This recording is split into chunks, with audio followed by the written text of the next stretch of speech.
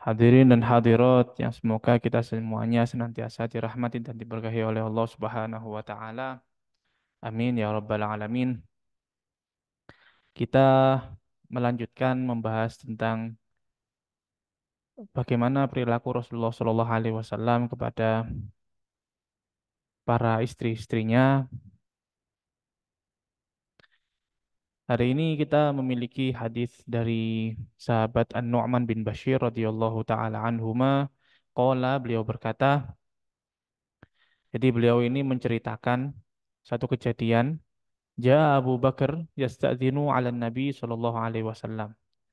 Datang Sayyidina Abu Bakar meminta izin untuk mengunjungi Rasulullah sallallahu alaihi wasallam.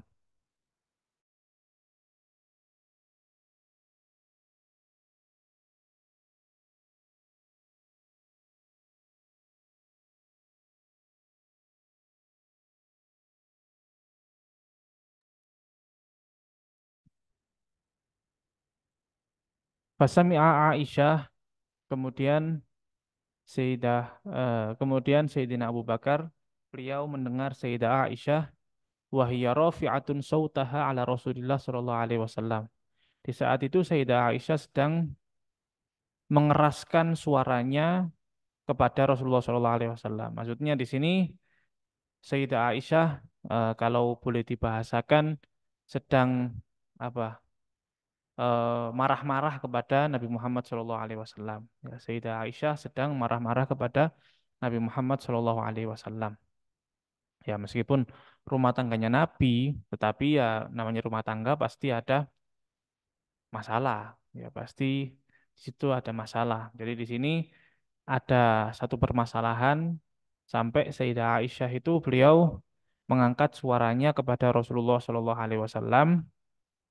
Di saat itu Sayyidina Abu Bakar datang, belum masuk, masih minta izin kepada Rasulullah Shallallahu Alaihi Wasallam, masih belum masuk ke dalam rumah. Dari luar rumah itu sudah mendengar Sayyidah Aisyah mengeraskan suaranya kepada Rasulullah Shallallahu Alaihi Wasallam. Ya. Fa'adzina lahu fadakhala. Kemudian Sayyidina Abu Bakar diizinkan oleh Rasulullah untuk masuk ke rumah, maka masuklah Sayyidina Abu Bakar ke dalam rumah. Ya. Rumah tersebut yang pasti adalah rumahnya Sayyidah Aisyah. Ya, pasti adalah rumahnya Sayyidah Aisyah. Istri Nabi Muhammad SAW ada banyak. Dan setiap istri itu memiliki rumah tersendiri. Jadi kalau di dalam kejadian ini, dalam cerita ini, Sayyidina Abu Bakar beliau itu masuk ke dalam rumahnya Sayyidah Aisyah. Nah, dan di situ ada Rasulullah SAW. Ini juga merupakan satu pembelajaran kepada eh, para orang tua ya, para orang tua ketika anaknya itu memiliki ruang pribadi, maka ketika akan masuk juga izin, ya izin. Jadi bukan selonong-selonong seperti itu, tapi harus izin. Ini dicontohkan oleh siapa? Sayyidina Abu Bakar. Di mana Sayyidina Abu Bakar ini beliau akan masuk ke dalam rumahnya putrinya sendiri, Sayyidah Aisyah, tapi masih minta izin, seperti itu. Ketika Sayyidina Abu Bakar masuk ke dalam rumahnya Sayyidah Aisyah, karena tadi sebelum masuk, Sayyidina Abu Bakar sudah mendengar Sayyidah Aisyah sedang memarah-marahi Rasulullah, maka Sayyidina Abu Bakar mengatakan, ya benata Ummi Ruman, ya wahai putrinya Ummi Ruman, watanawalaha. Kemudian Sayyidina Abu Bakar memegangi Sayyidah Aisyah. Atarfa'ina sautaki ala Rasulillah, kok berani-beraninya kamu mengangkat suaramu kepada Rasulullah? Itu tanya Sayyidina Abu Bakar kepada Sayyidah Aisyah. Fahalan Nabi Shallallahu Alaihi Wasallam bainahu wa bainaha. Kemudian Rasulullah Shallallahu Alaihi Wasallam menghalangi. Jadi eh, Sayyidina Abu Bakar dan Sayyidah Aisyah itu kemudian dipisah oleh Nabi Muhammad Shallallahu Alaihi Wasallam. Kan tadinya Sayyidah Aisyah dimarahi oleh bapaknya, oleh Sayyidina Abu Bakar karena mengangkat suaranya kepada Rasulullah. Kemudian Rasulullah SAW memisah bapak dan anak ini supaya tidak dilanjutkan. Ya. Falamma kharaja Abu Bakar, ketika Sayyidina Abu Bakar sudah selesai urusannya dengan Rasulullah, kemudian keluar dari rumah, ja'alan Nabi sallallahu alaihi wasallam yaqulu laha yataraddaha. Maka Rasulullah sallallahu alaihi wasallam berkata kepada Sayyidah Aisyah sambil mendinginkan suasana, ya, mendinginkan suasana. Ala taroina anni qad hiltu bainar rajul wa bainak. Ya. Kamu lihat nggak aku tadi ketika kamu dimarahi oleh Abu Bakar, ya, lalu aku memisahkan antara Abu Bakar dan kamu. Nah, maksudnya apa? Maksudnya di sini Rasulullah Shallallahu Alaihi Wasallam semarah apapun Sayyidah Aisyah kepada Rasulullah, tapi Rasulullah itu masih tetap perhatian kepada Sayyidah Aisyah. Tidak rela meskipun bapaknya sendiri itu memarahi Sayyidah Aisyah karena apa? Karena ini adalah urusan rumah tangga di dalam rumah Rasulullah Shallallahu Alaihi Wasallam. Jadi ini juga merupakan adab, ya, diajarkan oleh Nabi Muhammad SAW. Kalau misalnya orang tua memiliki anak, kemudian anaknya ini cekcok atau anaknya ini memiliki masalah dengan pasangannya, jadi ini suatu pembelajaran dari Rasulullah, sebaiknya tidak ikut campur. Ya, orang tua sebaiknya tidak ikut campur. Karena apa? Karena itu sudah masalah mereka berdua, biar mereka berdua yang menyelesaikan. Karena kadang kadang gini, anak itu mereka sudah memiliki dunianya sendiri. Maksudnya dunia sendiri itu, jarak antara orang tua dan anak itu terpautnya jauh. Jadi orang tua, misalnya orang tua 80-an, anaknya 90-an gitu ya.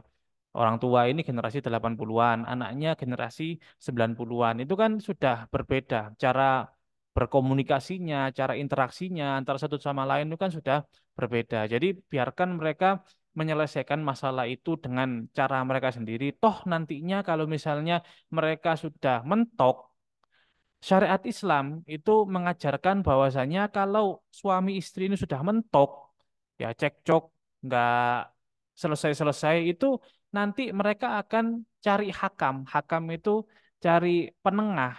Jadi si laki-laki akan mencari penengah dari keluarganya, si perempuan juga akan mencari penengah dari keluarganya, kemudian kedua penengah ini yang berunding atau mengadakan rundingan keluarga gitulah. Ya, seperti itu. Nah, itu adalah syariat Islam mengatur seperti itu, dan bagaimana Rasulullah SAW mengajarkan adab-adab etika berumah tangga, ya, orang tua dengan anaknya, kemudian mertua dengan mantunya, itu di dalam hadis-hadis seperti ini kita akan mendapatkan pelajaran-pelajaran tersebut, ya. Tsumma jaa Abu Bakar. Ya. Ini sudah selesai masalah antara Rasulullah SAW dan Sayyidah Aisyah. Cuma gitu saja sudah selesai. Ya. Cuma seperti itu saja sudah selesai. Kemudian sudah apa namanya, senang lagi, bahagia lagi. Ya. Tsumma jaa Abu Bakar. Kemudian datang lagi Sayyidina Abu Bakar, datang lagi. Ya. Fasta'dzana alaihi. Kemudian minta izin lagi untuk masuk. Fawajadahu yudhahikuha. Maka Sayyidina Abu Bakar mendapati Rasulullah SAW itu sudah eh, guyon, ya, sudah bercanda-canda dengan Sayyidah Aisyah. Fa'adzina lahu fadakhol. Maka Rasulullah mengizinkan Sayyidina Abu Bakar untuk masuk. Faqala lahu Abu Bakar, kemudian Sayyidina Abu Bakar mengatakan kepada Rasulullah, "Ya Rasulullah, asyrikani fi silmikuma kama tumani fi harbikuma." Ya. Kalau kalian sedang seneng, ya ikutkan saya juga, ikut seneng. Sebagaimana tadi ketika kalian itu sedang cekcok, saya juga ikut campur dalam situ. Nah, seperti itu. Nah, ini adalah cerita dari sahabat Nu'man bin Bashir tentang satu problem di rumah Rasulullah SAW. Kemudian dari hadis ini kita mendapatkan beberapa pelajaran. Sudah. Kemudian eh, ada hadis lagi. Kalau ini datangnya dari Sayyidina Umar. Sayyidina Umar bin Khattab. Sayyidina Umar bin Khattab beliau mengatakan kunna ma'syara Quraisy naglibun nisa. Kami ini orang-orang Quraisy itu kalau di dalam rumah tangga lebih mendominasi daripada perempuan. Ya, laki-laki itu lebih mendominasi daripada perempuan. Jadi perempuannya itu takut sama suaminya gitu loh maksudnya. Orang-orang Quraisy mengatakan bahwasanya kami ini laki-laki di Quraisy itu lebih mendominasi daripada perempuan. Falamma qadimna alal Ansor, ketika kami ini hijrah di masyarakat Ansor sana, idza qaumun taglibuhum nisauhum. Ternyata orang-orang Ansor itu perempuannya lebih mendominasi daripada laki-lakinya. Ya, perempuannya lebih mendominasi daripada laki-lakinya. Jadi laki-lakinya itu eh, kebanyakan diem aja meskipun istrinya itu cerewet dan lain sebagainya. Itu. Fatofiqo nisa'una ya'khudna min adabi nisa'il ansor. Maka perempuan-perempuan kami kemudian mereka belajar dari perempuannya orang-orang Ansor. Ya, perempuan kami mereka belajar dari perempuannya orang-orang Ansor. Ya. Fasokhibtu alam ro'ati faroja'atni. Ketika suatu saat aku sedang apa istilahnya? Sedang menegur kepada istriku, maka dia berani untuk membantah aku gitu. Ya, sebelumnya sebelum belajar sama perempuan-perempuan Ansor ini, mereka nggak berani. Jadi kalau sudah ditegur sama suaminya, maka mereka akan diam. Nah ini ketika mereka hijrah ke Madinah, ketemu para wanita di Ansor itu agak keras kepala, ya mereka ikut ketularan seperti itu. Sayyidina Umar mengatakan, aku menegur kepada istriku, kemudian dia balik, ya balik apa mentahi apa namanya, ya seperti itulah pokoknya. Dia balik untuk membantahku. Fa'angkartu anturaji'ani. Maka aku heran, kok dia sekarang jadi bisa membantah gitu. Bisa membantah itu maksudnya bukan bantah-bantah yang bagaimana, pokoknya berani untuk debat lah. Yang perempuan ini berani untuk debat. Ma tungkir an uraji'aka fa wallahi inna azwajan nabi sallallahu alaihi wasallam la yuraji'an la yuraji'nahu wa tahjuruhu ihdahunna al yaum ilal lail. Ya.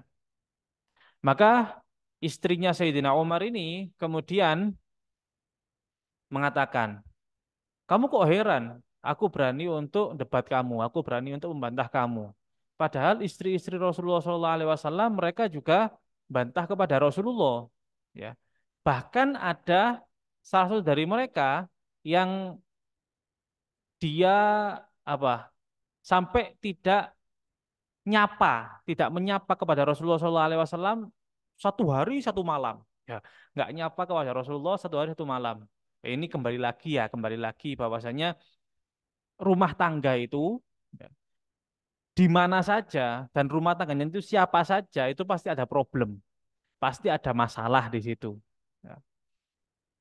Meskipun rumah tangganya Nabi Muhammad SAW. Makanya saya pernah mengatakan bahwasanya kenapa kok kemudian istri Rasulullah SAW itu banyak dengan umur yang bermacam-macam, ya dengan dari suku yang bermacam-macam, karena di situ ada hikmah. Ya, ada hikmah di mana Rasulullah SAW bagaimana cara beliau untuk merespon setiap kelakuan dari istri-istrinya ini dengan umur yang bermacam-macam dan dari suku yang bermacam-macam. Ya. Sehingga kita bisa mendapatkan teladan tersebut dari Rasulullah SAW. Ya, ada istri Rasulullah itu yang eh, manut sama Rasulullah tanpa membantah sama sekali. Ada istri Rasulullah SAW itu yang berani membantah kepada Rasulullah. Itu bagaimana sikap beliau menghadapi para istri-istrinya yang bermacam-macam itu. Ketika istri daripada Sayyidina Umar mengatakan bahwasanya ada salah satu istri Rasulullah SAW yang tidak menyapa Rasulullah sampai malam hari. Kemudian Sayyidina Umar langsung berangkat dari rumahnya. Ya, berangkat dari rumahnya, fadakhaltu ala Hafsah, kemudian mendatangi anaknya Sayyidina Umar namanya Hafsah. Ya. Yang jadi istri Rasulullah Shallallahu Alaihi Wasallam. Jadi istri Rasulullah Shallallahu Alaihi Wasallam. Fakultu aturaji'ina Rasulullah. Apakah kamu bantah Rasulullah? Ya, ini Sayyidina Umar ya. Sayyidina Umar tanya kepada Sayyidah Hafsah, istri Rasulullah. Ya, putrinya Sayyidina Umar. Apakah kamu bantah Rasulullah? Fakolat na'am. Sayyidah Hafsah mengatakan iya. Itu. Iya. Fakultu atahjuruhu ihdakunna al-yaum ilal lail? Apakah benar kalau kalian itu marah kepada Rasulullah terus nggak nyapa Rasulullah sampai malam hari? Qalat na'am. Iya, memang seperti itu adanya. Seperti itu. Eh, Kemudian kalau di sini tidak dijelaskan ya bagaimana solusi bagaimana sikap Rasulullah SAW. Cuma di sini hanya menjelaskan bagaimana sabarnya Rasulullah SAW di dalam menghadapi para istri-istri beliau. Nanti masalah ada hadis yang lebih panjang daripada ini akan kita bahas dan kita ambil juga hikmah-hikmah yang tersimpan di dalam hadis tersebut tentang pelajaran-pelajaran bagi kita bagaimana berumah tangga. Seperti itu. Ini cuma menggambarkan saja bagaimana sabarnya Rasulullah SAW menghadapi para istrinya.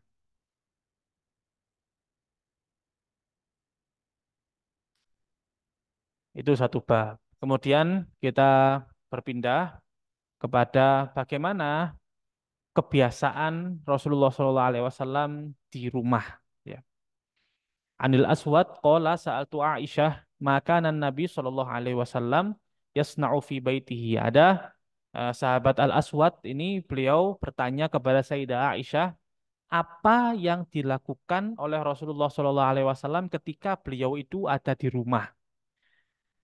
Kalau di luar rumah, pasti para sahabat mereka mengetahuinya. Ya Rasulullah di luar rumah ya sebagai presiden Madinah pada saat itu yang ngatur segala macam hal. Beliau ngajar, ngatur pemerintahan dan lain-lain. Tapi kalau ketika Rasulullah SAW itu di rumah, apa yang beliau lakukan?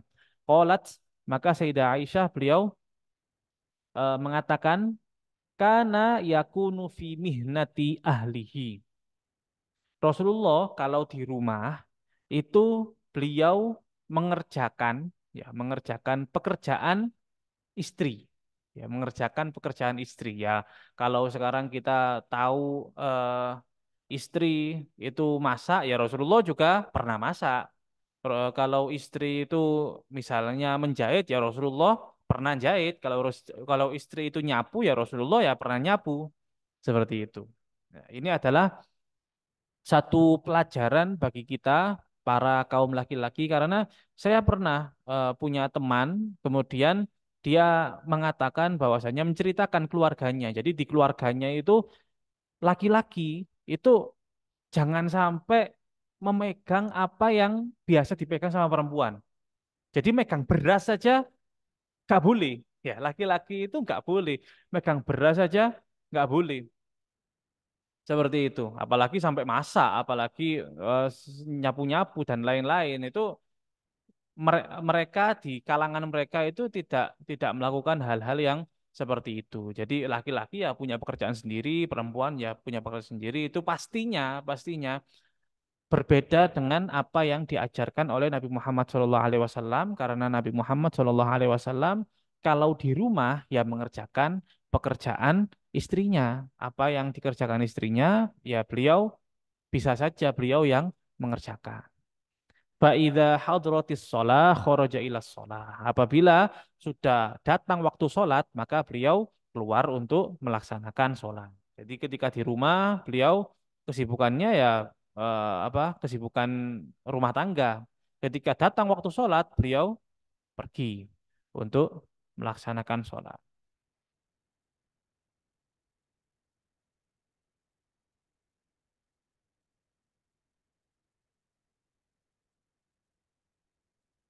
Waqat waqa'a tafsiru hadhil khidmah fi riwayatin ukhra biqauliha ada satu riwayat yang lain yang menjelaskan lebih menjelaskan Maksudnya apa? Rasulullah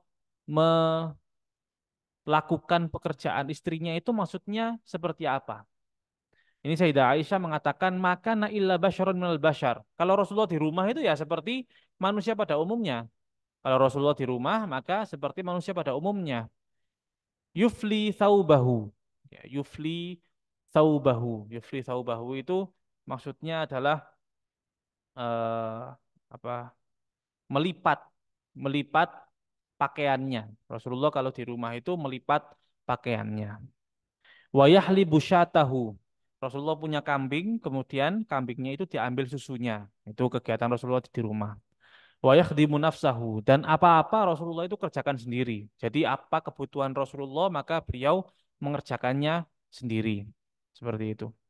Wa inda Ahmad anha, dan di dalam riwayat Imam Ahmad dari Sayyidah Aisyah juga itu ada penjelasan karena yakhitu saubahu. Rasulullah kalau di rumah itu beliau jahit bajunya. Wa yakhsifu na'lahu. Kemudian beliau membetulkan apa istilahnya? Sandalnya ya. Apa kalau misalnya sandalnya itu mangap mungkin di apa? Dijahit. Wa ya'mal ma ya'malur rijal fi buyutihim, dan melakukan apa yang dilakukan oleh laki-laki pada umumnya di rumah-rumah mereka. Seperti itu. Kemudian pengarang kitabnya ini mengatakan wa minan nas al-an, ada sebagian orang sekarang ini man yuhammilu zaujatahu a'ba'an wa ahmalan fauqa taqatiha. Ada yang memaksa istrinya untuk mengerjakan pekerjaan rumah yang kelewat batas, ya. Wa rubbama yaroha mut'abah, ya. Dan terkadang si suami ini dia sudah melihat istrinya kecapean, au marido, atau dia itu sakit, falayak tarith lidalik, nggak peduli dia. Wala yusaiduha fi syu'unil manzil, dia tidak membantu di dalam pekerjaan rumah ini, walaysa hadza min husnil isyrah. Maka yang seperti ini tidak termasuk husnul isyrah. Husnul isyrah itu adalah maksudnya pergaulan atau interaksi yang baik dengan para istri. Karena perintah Allah Subhanahu wa taala kepada para suami itu apa? Wa'ashiruhunna bil ma'ruf, dan perlakukan ya interaksi dengan istri itu dengan baik. Kalau seperti itu memberatkan si istri, itu bukan termasuk perlakuan yang baik. Seperti itu. Ya, itu adalah beberapa hadis tentang bagaimana Rasulullah SAW di dalam beliau itu berumah tangga. Ya, semoga kita bisa meneladani Rasulullah SAW dan bisa istiqomah untuk mengkaji bagaimana kehidupan Rasulullah SAW, karena pastinya kita tidak mendapatkan teladan yang paling baik kecuali teladannya Rasulullah Shallallahu Alaihi Wasallam. Ya. Kalau kita mengaku cinta kepada Rasulullah, ya kita agungkan sunnah-sunnah Rasulullah. Kita tiru apa yang telah diajarkan oleh Rasulullah. Ya, dari hadis-hadisnya kita pelajari bagaimana kehidupan beliau, dan kita berusaha untuk menerapkannya di dalam kehidupan kita semua. Jadi yang namanya agama itu bukan melulu ibadah, itu bukan ya, tetapi ya perilaku kita setiap hari itu juga agama, termasuk agama. Ya, jadi bukan hanya ibadah saja, tapi muamalah, perilaku kita setiap hari itu juga termasuk di dalam kategori agama. Ya, semoga kita dijadikan oleh Allah Subhanahu wa taala menjadi insan-insan yang mulia, selamat dunia akhirat, bahagia dunia akhirat, hingga bisa berkumpul dengan Rasulullah Sallallahu Alaihi Wasallam di surga Allah Subhanahu Wa Taala. Amin ya rabbal alamin. Hada hadhihi niyyah wa kulli niyyah min niyatin salihah jami'al khairid dunya wa na'imil akhirah. Al-Fatihah. Bismillahirrahmanirrahim. Alhamdulillahirabbil alamin arrahmanir rahim.